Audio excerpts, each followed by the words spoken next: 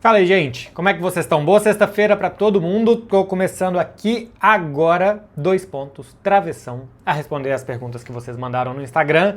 Entre quinta e sexta-feira, tem mais de 30 hoje. Acho que algumas eu vou passar rapidinho, mas tem chance disso aqui ser um vídeo longo. Então, se vocês puderem, se não for pedir demais para vocês darem um like aí, só para agradecer e para fortalecer quem tá fazendo conteúdo para vocês, é uma boa parceria. Começar com a pergunta do Marcelo Manuel. Marça, que, desde que eu voltei para o Brasil, estamos devendo nos encontrar. E ele pergunta se tem alguma explicação, alguma relação entre o baixo desempenho dos times espanhóis na Europa com o fair play financeiro de La Liga. Nos casos específicos, não.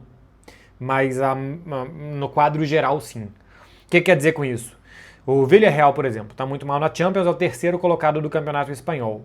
Mas já tinha fair play financeiro de La Liga quando o Villarreal foi semifinalista da Liga dos Campeões, eliminando o Bayern de Munique e a Juventus. Então, já existia fair play ali, já existia limitação de investimento e ainda assim era possível chegar onde o Villarreal chegou. Acontece que é exatamente isso, né? Existe uma limitação de investimento. Então, os clubes de La Liga eles têm dificuldade de sair de uma bolha e de conseguir investir e depois ter retorno. Primeiro você precisa de dinheiro em La Liga para depois investir, e é muito difícil fazer isso. É muito difícil que primeiro você tenha receitas e que você consiga grandes receitas, você precisa crescer como liga, o que não acontece tanto porque o interesse que existe fora da Espanha, especialmente, é em Barcelona e Real Madrid, então fica muito difícil você crescer o bolo para um jogo entre Villarreal e Betis, por exemplo, você gerar interesse fora da Espanha nesse tipo de jogo, é muito difícil, então é difícil crescer como liga. Como a Inglaterra tem mais pulverizado o protagonismo, você tem o Manchester United, o Liverpool, que são muito grandes, o Arsenal, o Tottenham, etc. Mas você também pode ter um Chelsea-Bournemouth que fica interessante pelo que o Bournemouth vem jogando. Você pode ter um Aston Villa-Crystal Palace interessante para quem está assistindo de fora e quem gosta mais. Então esse tipo de coisa traz mais atração para a liga, o que traz mais investimento, mais dinheiro, especialmente mais televisão, né? O que você vende para fora é muito mais televisão do que acordos comerciais, embora marcas globais também se beneficiam disso depois. Então você limitar o investimento dos clubes de La Liga para que esses clubes possam primeiro se tornar interessantes, para depois gerar interesse e aí sim ter retorno, atrapalha o desenvolvimento deles na Europa. Essa temporada especialmente o Villarreal está me decepcionando, eu achava que iria um pouco melhor. E o Atlético de Bilbao reagiu agora nas últimas rodadas, né? Conseguiu empatar com o PSG, ganhou da Atalanta, se meteu ali entre os 24. Mas também o Atlético de Bilbao tem um evidente problema de elenco curto. O Atlético de Bilbao assim, é um organismo à parte de todos os outros, porque ele só contrata jogadores com formação básica. Então o elenco dele é curto e agora está funcionando, mas normalmente o calendário é muito perverso para o Atlético de Bilbao. Então sim, atrapalha. Mas países que têm um fair play diferente de La Liga, como a Itália, por exemplo, também não conseguem competir. A Inter de Milão tem chegado, mas não conseguem competir essencialmente na Europa. O que conseguem os espanhóis são Barcelona, Real Madrid e Atlético pela força dos clubes. E porque o Atlético conseguiu se organizar o suficientemente, se estabilizar sempre no G4 para ter sempre receita de Champions e sempre poder estar competindo. Arthur Lara, você acha que Robinho Júnior tem futebol para virar um Yamal da vida? Aqui tem um problema que é um Yamal da vida não aparece toda hora, né? Assim, me fala quantos garotos de 18 anos estão em terceira temporada do Barcelona com mais de 100 jogos, com mais de 50 participações em gols. Então não, o Robinho Júnior não tem futebol para isso, porque ele já teria que estar ali onde o Yamal tá. Outra coisa é o que o Yamal vai ser com 30 anos, o que o Robinho Júnior vai ser com 30 anos, eu não tenho bola de cristal, tenho bola de outra coisa. Então, não, Lamine Yamal é um cara muito especial. Não é porque ele está vivendo um ano menos brilhante, mas ainda assim bom, tá? É porque ele simplesmente não está numa curva crescente como ele mostrou que estava, mas ainda acho que ele está numa curva crescente. E não é todo dia que um jogador com 16 anos coloca Rafinha e Ferran Torres no banco, né? Que foi o que ele fez 2 temporadas atrás. Aí depois o Rafinha foi se encontrar em outro lugar e o Ferran Torres se encontrou como um 9 mais móvel. E não é um garoto com... Não existe Lamine Yamal da vida que com 17 anos pega uma semifinal de Champions como ele fez, é o clássico como ele já fez e coloca esses jogos no bolso. Então, Lamine Yamal é muito especial, gente. Pro Robinho que tá lutando com posição com Roleiser no Santos e com Bar Real para falar que Robinho, Júnior e Yamal estão na mesma frase, né? Desce daí, Arthur Lara. Você vai se machucar. Leonardo Júlio Antônio, por quantas horas você trabalha por dia? Essa é uma pergunta impossível de responder. Primeiro porque os dias são muito dinâmicos na vida de um jornalista esportivo. Tem dia que eu só faço de placa, entre aspas. Então o programa vai de 10h30 a meio-dia, meio-dia e meia mais ou menos. Mas para fazer um programa 10h30, no dia anterior eu tenho que ter visto o jogo. E no dia pela manhã eu tenho que ter visto a repercussão de jogo. Então às vezes eu vou andando para a TV. Entre o meu processo de tomar café da manhã e andando, chegar na TV e tal, demora... Entre o meu processo de começar um café da manhã e entrar no ar tem 2 horas. Nessas 2 horas, ou eu estou assistindo Melhores Momentos, ou eu estou assistindo comentários, ou eu estou assistindo entrevistas. Isso é trabalho. Eu apareço ali no ar 1h30. E no dia anterior eu assisti 2, 3 jogos. Isso também é trabalho. 90 minutos cada jogo e tal, dá mais 4, 3 horas de trabalho, sei lá. Então é difícil dizer o que eu trabalho por dia. Fora que o dia inteiro eu estou sendo estimulado em redes sociais com conteúdo de futebol, com conteúdo de jornalismo.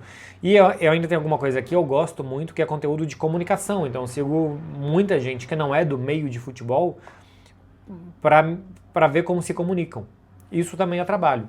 Então dá para dizer que eu estou o tempo inteiro trabalhando. Tem vezes que eu fico, sei lá, fico na piscina tomando cerveja e conversando. Aí eu não estou trabalhando. Mas o tempo inteiro que eu não estou absolutamente desconectado, e é muito difícil, é raríssimo, assim, são contados nos dedos quantos dias por ano que eu me desconecto completamente, eu estou sempre trabalhando. Ou vendo futebol, ou estudando, ou vendo repercussão, ou de fato no ar falando, ou aprendendo e absorvendo coisas para me comunicar melhor com vocês. Então, é trabalho o tempo inteiro. Tem gente que vai para o trabalho às 8 da manhã e sai às 5 da tarde. E depois, no outro dia de manhã, tem que ir no escritório ver se o escritório ainda está lá, porque o trabalho acabou. Deixou o trabalho no trabalho e no outro dia de manhã tem trabalho de novo. E às vezes sai, vai jantar e não se toca no assunto do trabalho. A pessoa com quem eu me relaciono hoje, ela é advogada. Não chega numa mesa de bar e fica todo mundo falando sobre isso. Então, é muito diferente do que você chegar numa mesa de bar e todo mundo fala sobre futebol, todo mundo fala sobre... esportes e tal, então do jogo de ontem, do jogo de amanhã, então acaba sendo trabalho também. Sempre tem gente que fala assim, pô, a gente podia encontrar, falar sobre futebol e tal. Eu odeio falar sobre futebol. Se vocês soubessem, no meu tempo livre, tudo que eu não quero é falar sobre futebol, porque esse é meu trabalho. E eu tô sempre trabalhando, né, mesmo que eu não esteja no ar.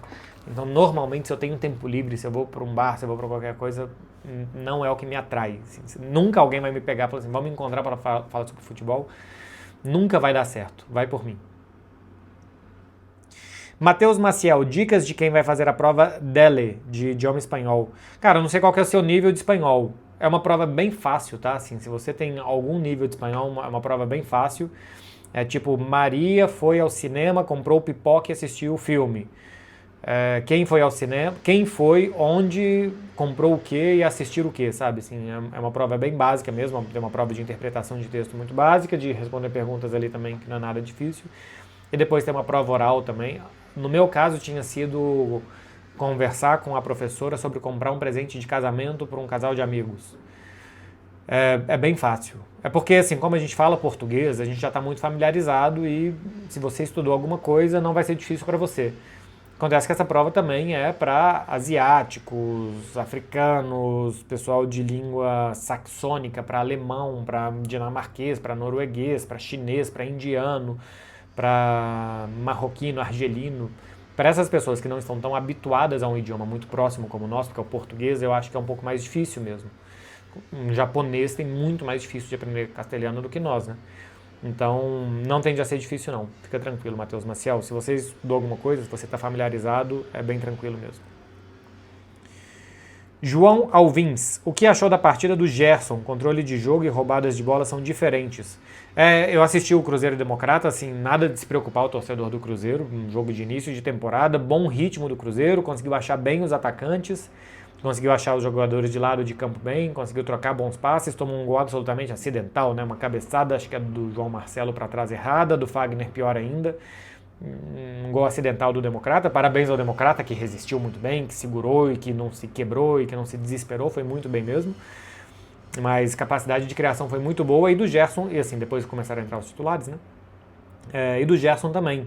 boa antecipação, acho que a antecipação dele, a leitura dele de jogada é muito boa. Antecipa bem, acho que daqui a pouco, quando os principais jogadores começarem a entrar, vai ter mais gente para dialogar com ele por ali. Para um primeiro jogo, eu gostei muito. A expectativa minha com o Gerson é muito boa, tá? Acho que ele é um cara, uma característica e qualidade que o Cruzeiro precisava no meio campo. Vitor Oliveira T. Casemiro seria titular no Barcelona, no Real Madrid atualmente? Não. Casemiro ainda é capaz de jogar em bom nível, só que com 34 anos os clubes têm que pensar para frente e não para trás. Assim. Quanto tempo mais de futebol o Casemiro vai te dar? 2 anos, eu acho que não é o que Barcelona e Real Madrid precisam. Esses clubes precisam de jogadores para ter mais estabilidade e daqui a pouco você não tem que procurar outro.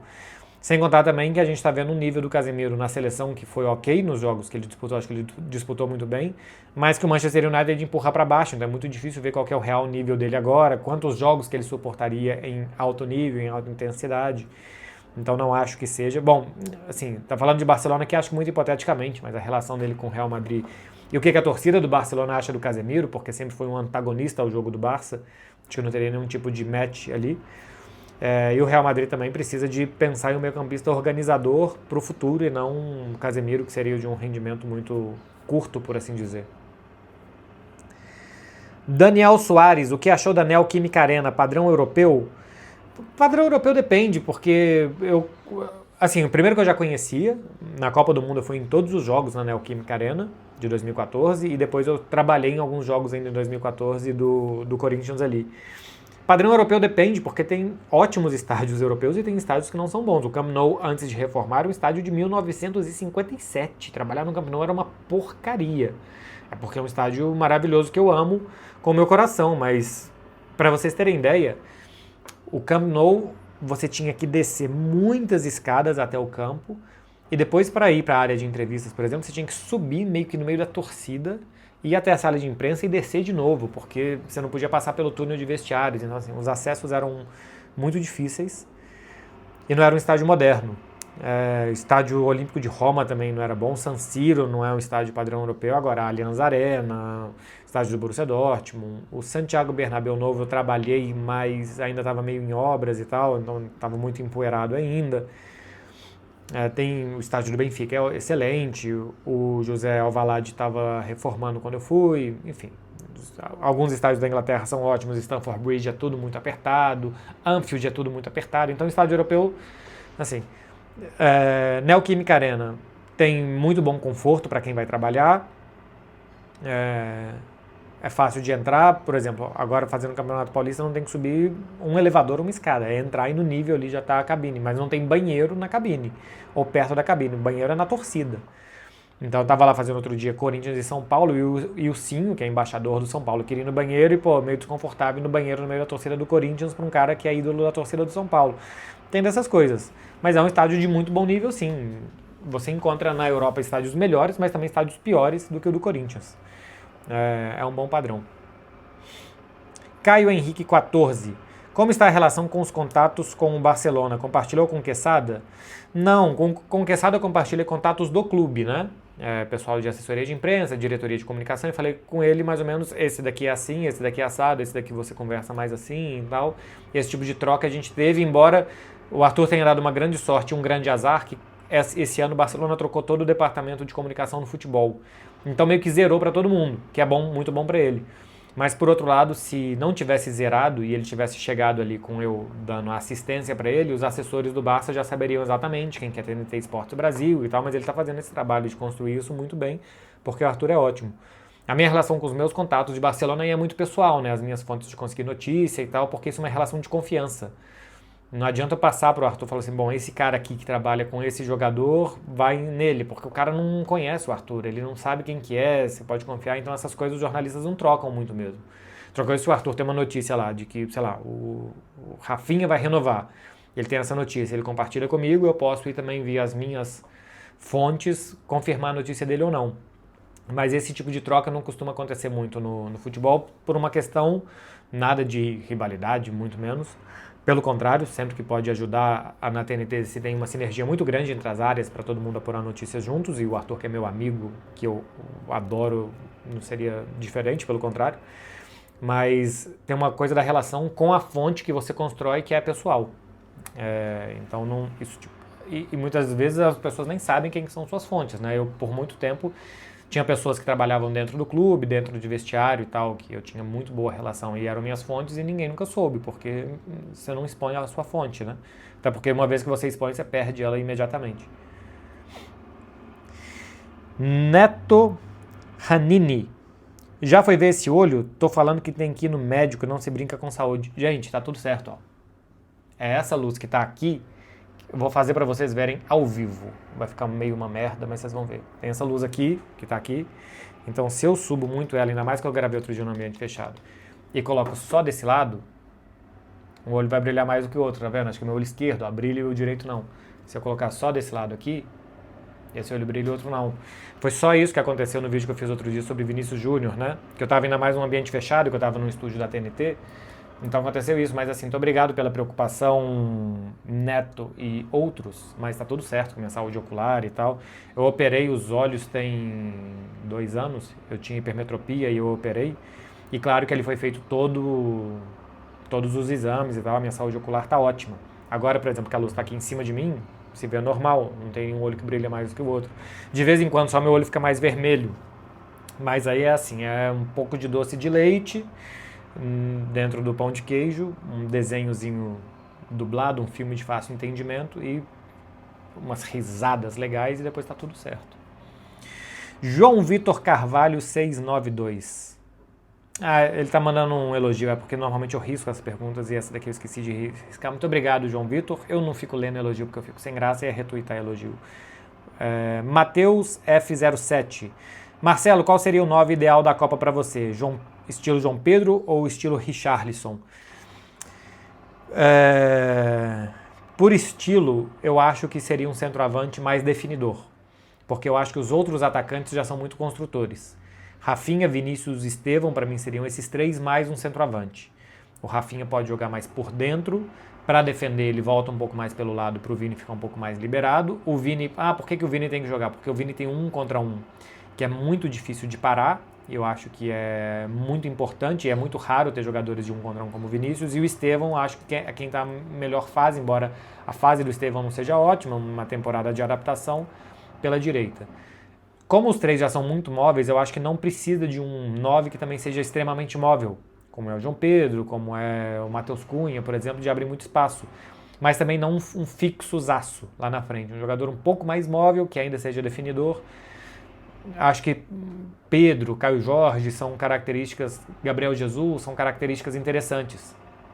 Mas tem que ter muito faro de gol. E esse eu acho que é um problema. O Brasil não tem 9s completos. O Brasil não tem um 9 que seja garantia de gol. Mesmo esses que eu falei, eu acho que para padrão Copa do Mundo não são. Pelo menos ainda não se mostraram.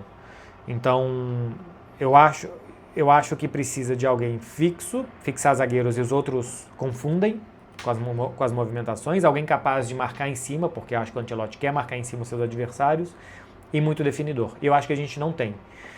A partir daí, a briga se abre para todo mundo, né? A briga abre para o Endrick, a briga abre para o Caio Jorge, a briga abre para o Pedro, a briga abre para o Richarlison, talvez para o Igor Thiago, para um tanto de gente que está mais ou menos no radar, mas talvez não esteja lá dentro, acho que a briga fica aberta. Guilherme Dornas, na sua opinião, qual a importância do Lucas Silva para o Cruzeiro? Acho que o Lucas tem um papel muito importante de dar sentido ao jogo e de ajudar os outros. Ajuda a saída de bola, normalmente ele chega, dá um apoio para um passe, dá um apoio para uma triangulação, perde poucas bolas. Eu acho que, por exemplo, o Matheus Henrique é um jogador que, primeiro, conduz muito mais do que o Lucas é muito mais de passar e o Matheusinho é muito mais de conduzir bola, e perde muito mais bolas. Está sempre olhando para frente, sempre tentando um passe. Isso faz com que você perca a bola, depois você precisa recuperar a bola, corre o risco de você tomar um gol. Então acho que o Lucas dá conjunto ao Cruzeiro. O time tem volume, perde pouco bola, fica mais com a bola no pé, junta mais os seus jogadores, ele é uma espécie de cimento do time, sabe? Ele deixa o time mais coeso. Eu tenho as minhas dúvidas da questão física do Lucas para mais uma temporada.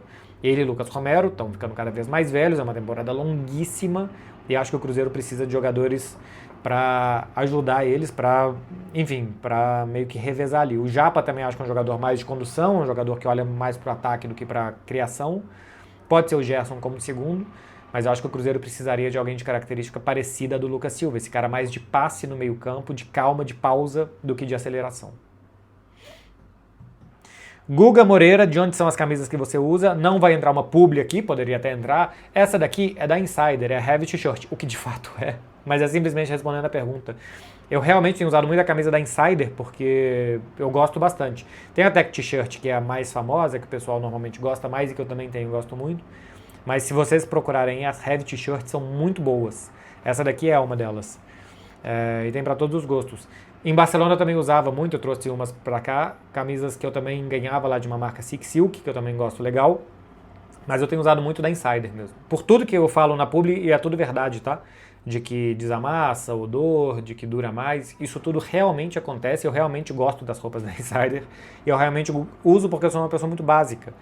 Então tem camisa azul, cinza, grená, verde, preta, são essas cores que a Insider tem, acho que vestem muito bem e realmente durabilidade e tal são boas. Então eu realmente indico para vocês. Carimbador Maluco é um muito bom nome de bloco de carnaval, tá? Carimbador Maluco, você sai carimbando as pessoas no carnaval, já pensou? Passar um negocinho na boca e sai carimbando. É uma ideia aí, hein? Tem coisa aí. E ele pergunta uma coisa meio anti-carnaval, que é gosta de The Smiths. Gosto muito. Só não sei muitas músicas. Deixa eu ver aqui o que tem de The Smiths, porque, cara, eu sou muito ruim em arte e audiovisual no geral de saber nomes de quem é que toca o quê. Eu fui no Oasis e a banda que ia abrir, que eu nem lembro agora quem que era um vocalista de uma banda. Falei, pô, não conheço. Tinha várias músicas que eu conhecia que eu gostava pra caramba. Tem Last Night, né? Last Night, you said. Back to the Old House, não lembro. Heaven knows I'm miserable now. Please let me get, não sei o que. The Charming Man. Eu gosto, mas eu não lembro o nome das músicas. Eu não posso nem tocá-las aqui agora, senão o YouTube pode ainda ficar bravo comigo. Mas eu gosto de The Smiths, gosto legal. Tem um combozinho de The Smiths, The Killers, Arctic Monkeys, pra correr que fica bom, né? Que junta tudo que são meio parecidos assim, pra correr fica legal. De vez em quando é bom pra não correr toda hora com Jorge Aragão e Diogo Nogueira, que também é excelente pra correr e pra fazer todo o resto. Bavas FX, na sua opinião, quais são os 3 clubes mais capacitados a vencer a UEFA Champions League? Arsenal, Bayern, pela classificação, óbvio, e pelo futebol que eles estão jogando, né? O Arsenal, na Liga dos Campeões, 100% de aproveitamento, melhor ataque, melhor defesa, venceu todas, o Bayern só perdeu do Arsenal, foi capaz de ir em Paris e ganhar do Paris Saint-Germain. Tá fazendo uma campanha ótima no seu país também, e ainda o Bayern tem algo que é poder administrar durante a temporada. A distância que ele já tem na Alemanha, a supremacia que ele tem, daqui a pouco, quando chegar um momento que na temporada vai estar todo mundo com a língua para fora, o Bayern eu acho que ainda terá condições, de caso o Kompany comece a administrar o seu elenco, de jogar melhor, de jogar mais fresco, de jogar mais tranquilo fisicamente. Algo que também eu acho que poderia fazer o PSG, mas não está podendo, porque hoje é segundo colocado no campeonato francês. Paris Saint-Germain, eu imaginava que estaria esperando o momento da temporada de acelerar, com desempenho e resultados só razoáveis até aqui, eliminado da Copa da França, segundo lugar no Campeonato Francês depois de mais de um turno, a dificuldade que teve de ganhar de Flamengo e de ganhar de Olympique de Marseille as 2 finais que jogou, mas que na Champions iria, a partir dali, vestir uma roupinha de Champions e jogar bem. Não tem esse controle todo de jogar bem quando quer. Acho que a falta de férias, de preparação para essa temporada paga um preço, muitas lesões e jogadores que não conseguem ter a mesma intensidade da temporada passada. Mas talvez ainda tenha ali algo de planejamento de preparação física para os caras melhorarem a partir de fevereiro, e essas coisas são feitas, tá? Muitos times têm picos de preparação física durante a temporada. Começa a temporada muito bem, final do ano tem uma queda, janeiro começa a acelerar de novo, para em fevereiro, março, tá de novo no auge físico. Pode ser que isso esteja acontecendo no Paris Saint-Germain. E aí vamos ver se isso vai se confirmar depois. Para mim ainda é a terceira força hoje do futebol europeu. Vamos ver se o Liverpool se acerta agora nessa segunda parte de temporada, porque time bom tem. Real Madrid e Barcelona a mesma coisa. E o Manchester City, eu acho... O Manchester City é muito irregular. Acho difícil, enfim. Acho que é Paris Saint-Germain, a terceira. Tô quase espirrando e acho que é inevitável. Saúde.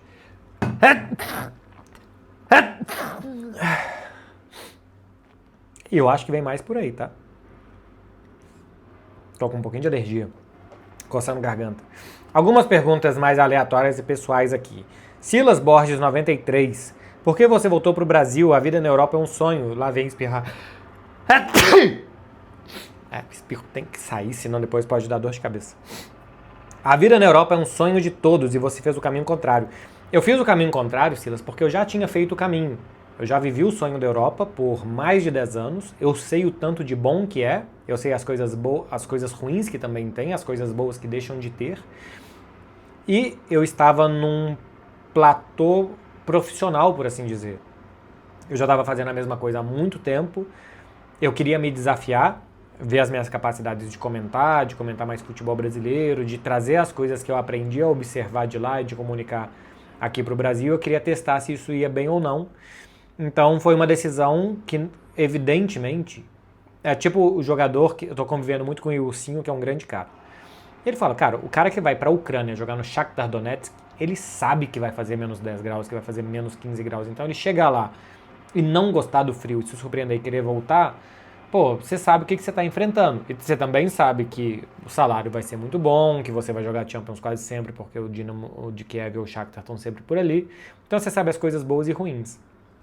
Quando eu saio de Barcelona para São Paulo, evidentemente que eu sei que eu vou perder capacidade de qualidade de andar na rua tranquilo, de fazer tudo perto de casa, de ter a praia, era só atravessar a rua no último lugar que eu morei, que eu vou perder um tanto de coisa, que eu vou perder, 1-2 horas de voo, vou para um lugar muito diferente, aqui no Brasil também tem isso, né, 1-2 horas de voo, você não vai pra...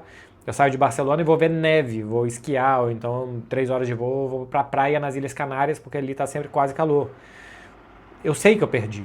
Agora, eu também sei que eu estava fazendo uma conta, eu perco isso, mas profissionalmente eu ganho aquilo. A minha carreira nesse momento e a minha vida pessoal do jeito que estava, talvez isso aqui valha mais a pena do que isso. Eu fiz essas contas todas para voltar. E aí, a partir daqui é ver se vale a pena. Né? Pessoalmente, eu sei que é uma perda. Mas profissionalmente eu estou apostando e investindo na minha carreira. Eu acho que pode ser uma boa estar no Brasil e desenvolver e colocar em prática todas essas habilidades que eu aprendi nos últimos 10 anos. Eu saí do Brasil como comentarista da Rádio Globo e eu estava já nos programas do Sport TV e voltei 10 anos depois para tentar ser um melhor comentarista do que eu era. Então, foi por isso que eu voltei. Foi pensando nisso. Thales W. Tomou o vinho com Sprite? Eu já falei disso aqui em outro vídeo. Eu acho até que eu fiz corte, que eu pedi pro Afonso fazer corte pra mim.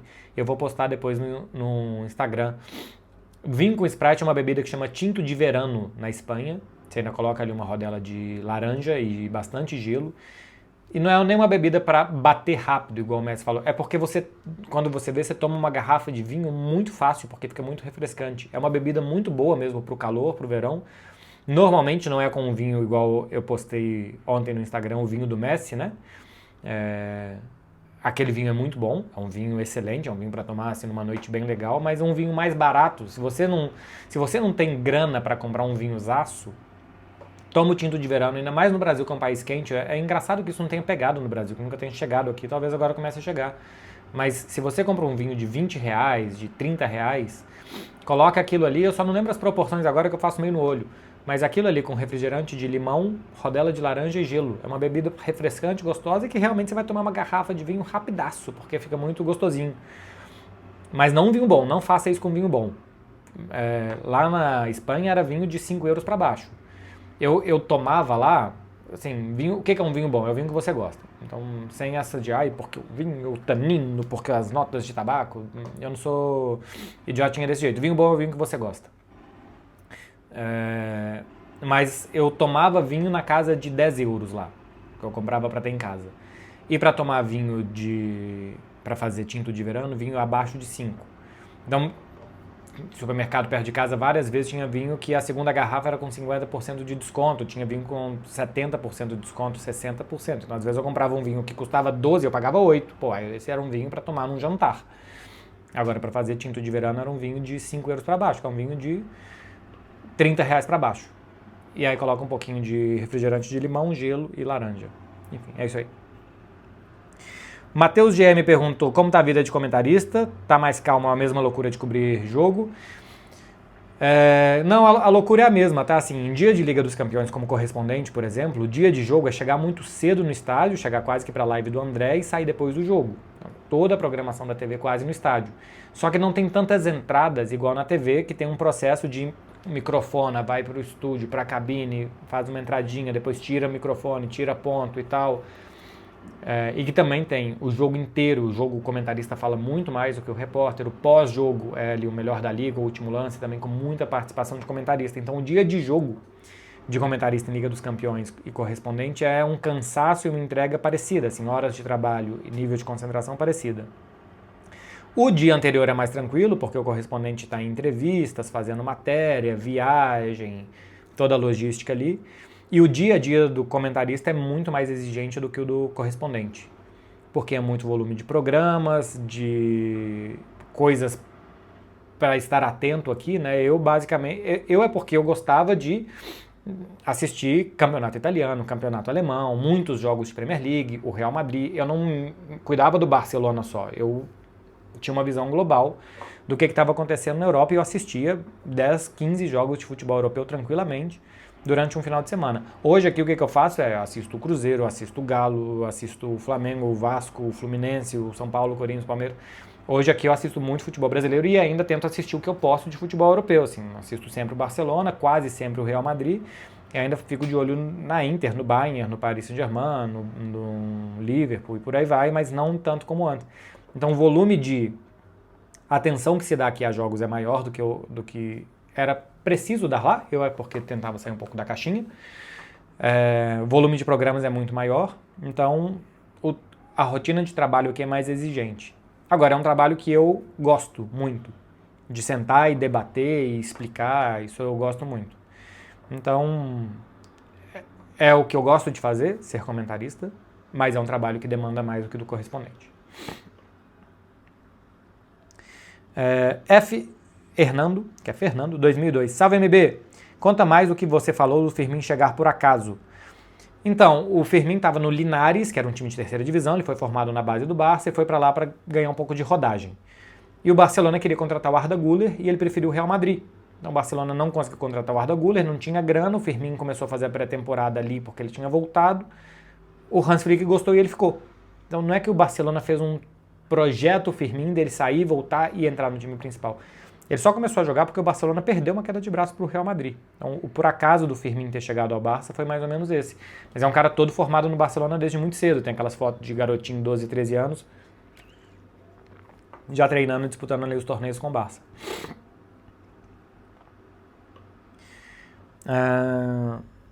Eliakim Cordeiro, o que acha mais difícil na atual profissão? Eu acho que sempre o mais difícil é você fala com um torcedor que sabe tudo sobre o clube dele. Então, para você, hoje eu estou comentando o São Paulo, amanhã o Palmeiras, aí no final de semana joga o Flamengo e depois o Barcelona. Os torcedores do Flamengo sabem tudo do Flamengo. O torcedor do São Paulo sabe tudo do São Paulo. Então, o difícil é você dialogar de igual para igual. Eu não tenho nenhuma pretensão de saber mais do que o torcedor. Dialogar de igual para igual com quem sabe tudo daquele clube. Esse é o mais difícil. Né? Assim, você conseguir ver algo que quem assiste todos os jogos, consome todas as notícias, não consegue ver ou talvez não consiga explicar ou não consiga entender. E que você consiga transmitir aquilo para ele. Essa é a parte mais difícil. E o Eliakim Cordeiro também perguntou, melhor coisa do Brasil até agora? O trabalho. Porque basicamente é o que eu tenho feito, eu tenho trabalhado muito. E todo o resto de satisfação pessoal e de qualidade de vida é bastante pior do que eu tinha. Então, assim, sem nenhuma dúvida. E melancia também. É trabalho e melancia. Melancia é caro lá e não é boa, dependendo da época do ano nem tem. Então, é trabalho, é satisfação profissional, é ver que as pessoas estão gostando do meu trabalho. Eu também, assim, não sou bobo nem ingênuo de pensar que daqui a pouco as mesmas pessoas que hoje estão gostando, daqui a pouco não vão gostar. Mas eu acho que muita gente está gostando do que eu gosto de fazer, que é explicar bem, explicar simples. Outra coisa é que concorde ou não com o comentário, com aquela visão de futebol e tal. Isso é hoje sim, amanhã não.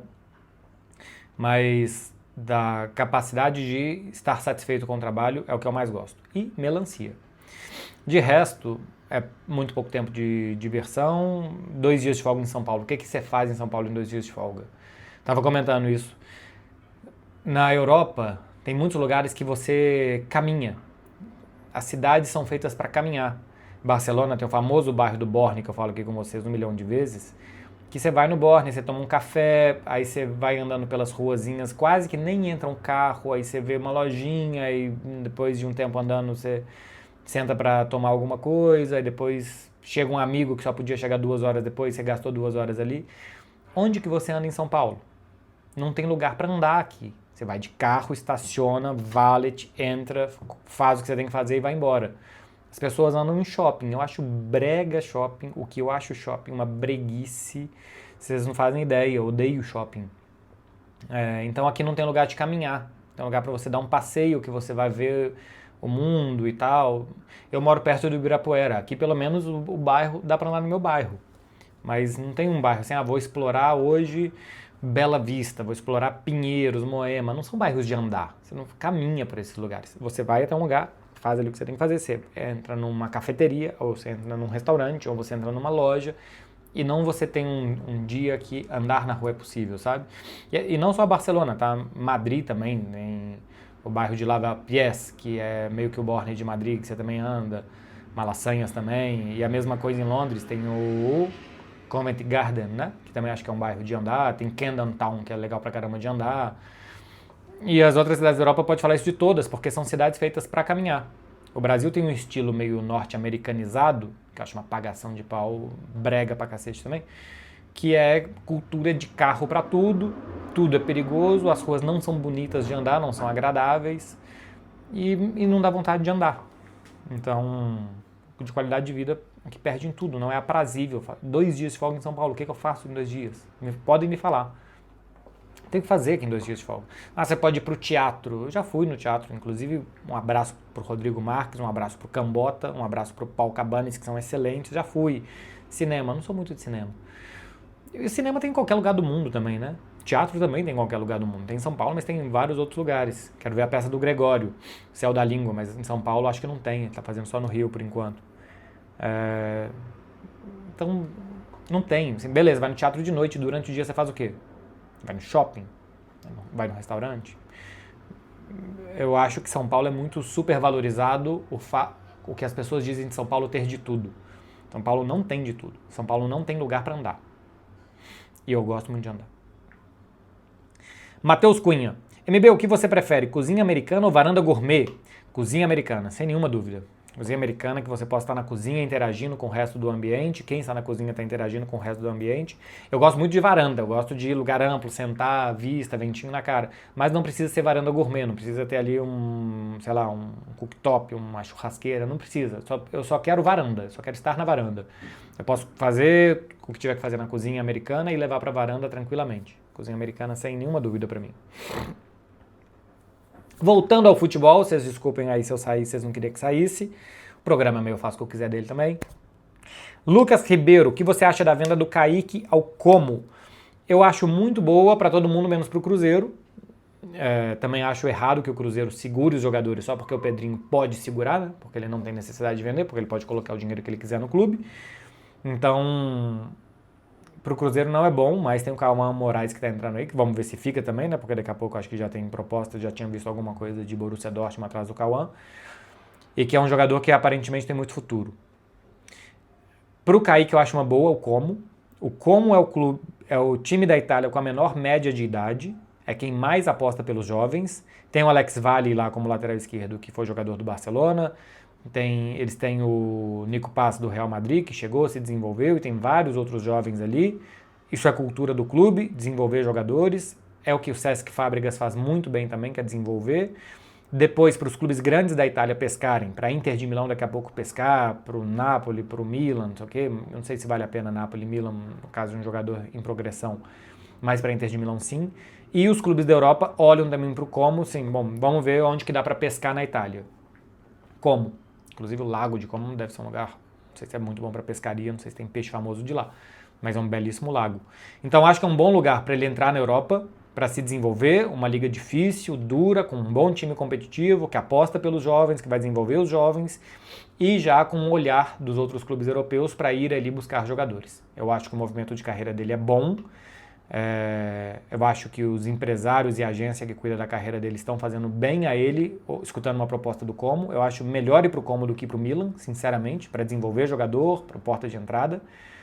E eu acho que depois ele vai dar um passo maior, pensando em Europa.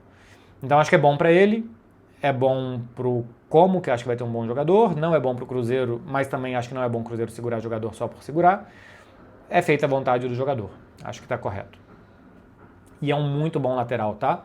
É um lateral que defende muito bem, muito sério, concentrado na marcação, boa saída de bola, boa chegada à frente. Estava começando a participar mais de gols em cruzamentos também. O ano de 2025, o desenvolvimento que o Leonardo Jardim deu ao Kaique foi muito bom. O Eri Carlos pergunta qual é o melhor time do mundo atualmente, Arsenal ou Bayern. Ele até pergunta Bayer aqui, descrito como Bayer Leverkusen, porque o Bayern tem um N depois, mas entendi. O Arsenal, nível de competitividade maior em sua liga, 7 pontos para o segundo colocado, ganhou o confronto direto, muito boa defesa, muito bom ataque, tudo funciona. Por enquanto é o Arsenal. Tuts KN, dá ruim se eu for com camisa de time brasileiro no Camp Nou?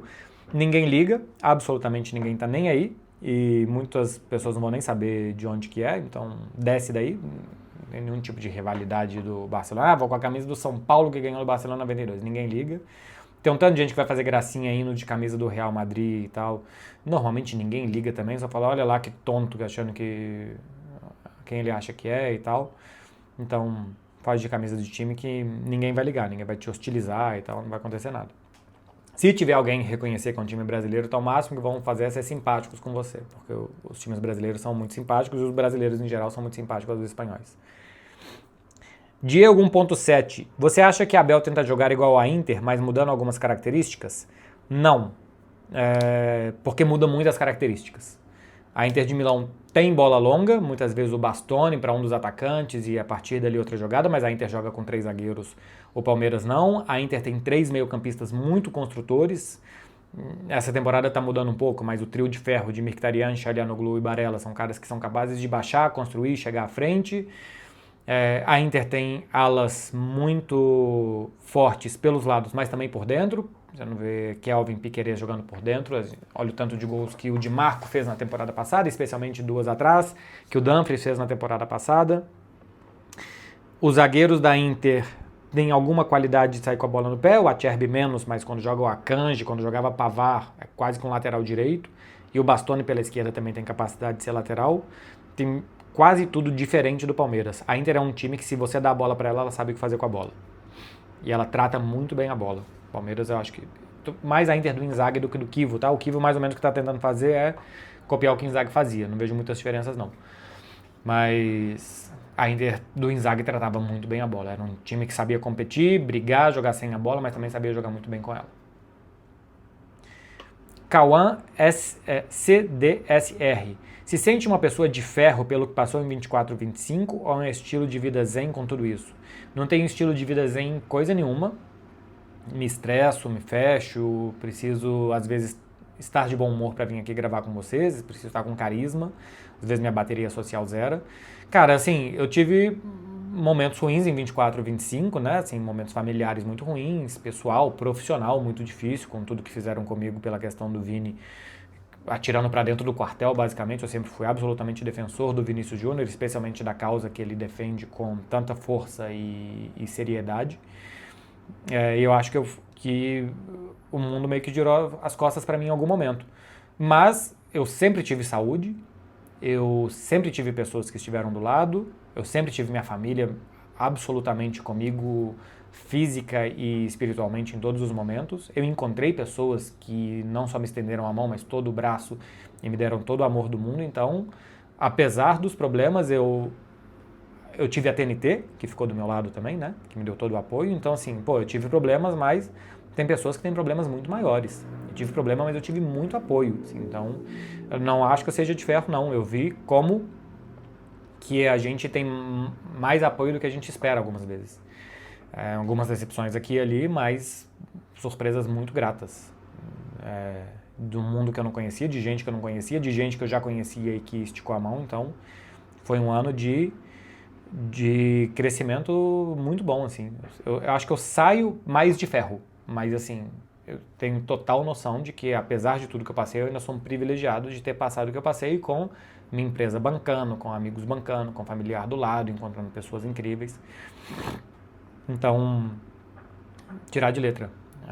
Saber que tem muito mais coisas positivas, apesar dos problemas, que negativas. Nada de ferro e nada vida zen, não. Cauã Emiliano. MB, para quais lugares da Europa você já foi e quais você gostou mais? Qual você indica para conhecer? Cara, assim, para comer, vai para Itália e para Portugal. Mas Portugal ainda tem alguma coisa muito parecida com o Brasil, né? A gente tem muito, mas comer na Itália é, pô, uma experiência incrível. Eu ainda acho um país legal, assim, pô, e no Coliseu é um estádio de futebol 2000 anos atrás com toda a estrutura de um estádio, assim, de toda a lógica de um estádio de futebol de hoje, onde que sentam os mais ricos, os mais pobres, como que funcionam as hierarquias e tal, como que funcionava o esporte, o que é o entretenimento numa arena, tudo isso é a mesma coisa que hoje. E um queijo na Itália é diferente de outros lugares, um tomate na Itália é diferente, o pão, sabe, não é que precisa ser um foie gras, um fígado de pato que... Não precisa ser uma coisa assim. É o queijo, é o tomate, é o azeite, é o pão, são elementos muito simples e que são muito bons. Aí você vai para o café é muito bom, o sorvete é muito bom, o vinho é muito bom. Então, as comidas simples a Itália faz muito bem. Então, quer comer, vai para a Itália. Eu gosto mais dos lugarzinhos, assim. Eu fui nas cidades grandes, né, assim. Eu fui Londres, Paris, Berlim, Roma, Milão. Eu fui nas cidades grandes, mas eu gosto dos lugarzinhos. Então, não sei o que eu indico para conhecer, porque eu não sei o que você gosta, mas assim, você gosta do quê? Beber, cerveja e tal, vai para o Reino Unido. Vai para Londres, vai para os pubs, vai para a Escócia, vai para Irlanda, vai para Irlanda acho que nem é Reino Unido, né? Mas enfim, vai para aquela região ali que ali você, pô, para beber cerveja tá legal pra caramba. Você quer beber vinho? Acho que vai mais para Itália. Quer comer bem? Vai para Itália. Quer história? Aí é qualquer lugar. Você pode ir para Espanha, para França, para Itália, para Alemanha, dependendo de história de que você quer, você vai ver história a céu aberto e tal. Mas eu, depois de ter visto as cidades grandes e tal, comecei a gostar dos lugarzinhos. A minha última viagem foi para Larvik, no interior da Noruega. Pô, excelente, assim, sabe? Um lugar diferente, tem uma floresta para correr, eu tive que saltar uma cobra durante a corrida, porque era no meio de uma floresta, de um bosque assim, incrível. Então, acho que é a segunda maior floresta urbana da Europa, inclusive. E antes eu tinha ido para Hvar, na Croácia, que também é um lugar muito turístico, absolutamente turístico, mas com uma água maravilhosa. E no verão, a Sardenha, a água é um azul que não existe. A Costa Brava na Espanha, enfim, depende do que você quer. Mas, enfim, falei um tanto de lugar aqui. O Luan 220810. Salve MB, poderia falar sobre as eleições do Barça e um pouco da sua opinião sobre eles? Eu acho que eu vou fazer um vídeo mais específico sobre isso. O Barcelona marcou eleições para o dia 15 de março, mas basicamente existe o Laporta e o laportismo, que entre mortos e feridos se salvou. Acho que fez algumas coisas muito ruins, muito presidencialista, os famosos ataques de testosterona do Laporta de querer decidir as coisas e de improvisar muito. Acho que algumas vezes faltou planejamento e tal, como que o Messi saiu do clube, o que foi feito com o Xavi de convencer a ficar depois mandar embora. Outra coisa que estava certo de não ficar, mas como foi feito. A questão do fair play que nunca conseguiu se acertar ali, que patinou para cá e para lá e tal, e de que exatamente como o Messi saiu, as alavancas. Enfim, teve muito improviso na gestão Laporta. Mas o clube hoje tem a segunda principal, uma das principais, né? Segunda, está em top 5 de receitas do futebol mundial, saneou o clube, saiu de um período horroroso e o clube melhorou, e esportivamente também. Então, deu certo. E o outro modelo é o do Vitor Fonte, a plataforma Nos Altras, né? Que quer dizer nós, e que é mais empresarial, meritocrático, por assim dizer. Você não vai ter um amigo seu dirigindo um setor do clube, que é uma coisa que acontece muito com o Laporta. Você vai ter uma pessoa especialista para aquilo, capacitada para aquilo, formada em alguma coisa que tenha sentido com aquilo. É tratar com a emoção que o esporte precisa dentro de campo, mas com a frieza que ele precisa nos escritórios. O Vitor Fonte vai mais por aí. E ao mesmo tempo respeitar o estilo, a história, o DNA do Barcelona. Eu acho que é muito difícil o trabalho para o Vitor Fonte, porque quando o Laporta está ali, se está ganhando, se o time está funcionando, normalmente o status quo mantém, né? Assim, no Brasil, só a última eleição que quem estava no comando não conseguiu se reeleger, mas normalmente as pessoas conseguem reeleição. Então acho possível que o Laporta mantenha, porque aquilo ali você já sabe como que é, o novo você não sabe como que é ainda. Vocês tomam cuidado com o Partido Novo. Então, depois eu vou fazer um vídeo melhor, mas curto e grosso seria isso daqui. Acho que essas aqui são as duas últimas, tá? Bernardo Viegas, qual a diferença na análise de jogo vendo do estádio e vendo pela TV? Tinha o Road Big Dream, tinha perguntado a mesma coisa. Tem algo que é óbvio que no estádio você vê o campo inteiro, então você vê mais movimentação fora da bola e tal, você percebe mais coisas, você tende a ter uma leitura melhor de jogo. Mas tem algo que quando você está vendo só pela TV, você está vendo o que quem está vendo também está. Então você consegue explicar melhor o que a pessoa está vendo. Eu acho isso muito importante. Eu acho que é subvalorizado, talvez, pelos comentaristas. Quem sou eu para falar dos comentaristas? Mas eu acho que os comentaristas preferem ver o campo inteiro. E eu, de vez em quando, também. Só que quando você vê o campo inteiro, você está vendo alguma coisa que quem está assistindo pela TV não está. Então, se você explica alguma coisa que aquela outra pessoa não está vendo, eu acho que pode ser difícil dela entender. É bom explicar o que ela está vendo. Você fala assim, olha, o zagueiro está mal posicionado e o atacante vai ter espaço para jogar. Isso é um muito bom comentário que só a câmera não está mostrando. Mas muitas vezes o comentário não vai ser tão simples assim e você vai começar a explicar algo, coisa que o cara falou, cara, não estou vendo nada disso. Então acho que é preciso de um equilíbrio sobre o que explicar o que a pessoa está vendo simplesmente e o que pode acontecer vendo o campo todo. Eu acho que essa é a principal diferença. E para finalizar, Jorge Frasson acredita que o Arbeloa pode ser o novo Zidane no Real Madrid? A ideia é essa, né? Pegar um técnico que era do B, assume durante uma temporada que está indo mal, que ele consiga mais administrar os caras do que fazer uma revolução tática e que a partir daí você ganhe. É meio óbvio isso daqui. Outra coisa é qual que é a capacidade do Arbeloa de treinar, de gerir um elenco. Não sei. Ninguém sabe. Então, as coincidências com o Zidane, elas são muito evidentes e você tenta emular aquilo ali de novo. Agora que o Arbeloa tá chegando e tá tentando agradar os caras e falar o que todo mundo quer ouvir, tá seguindo uma cartilha de falar e de fazer o que todo mundo quer, se isso vai ser o bastante e se ele ainda vai ter repertório, se isso vai ser o bastante é um ponto, e se outra coisa ele vai ter algum repertório tático além do discurso, é outra coisa. Então a partir daqui a gente tem que ver melhor como é que ele vai conseguir fazer. A vitória contra o Mônaco, para mim, já mostra um outro Real Madrid que teve menos posse de bola do que o Mônaco, que quase todos os jogos todos os gols são construídos com contra-ataques, porque o adversário também deu isso.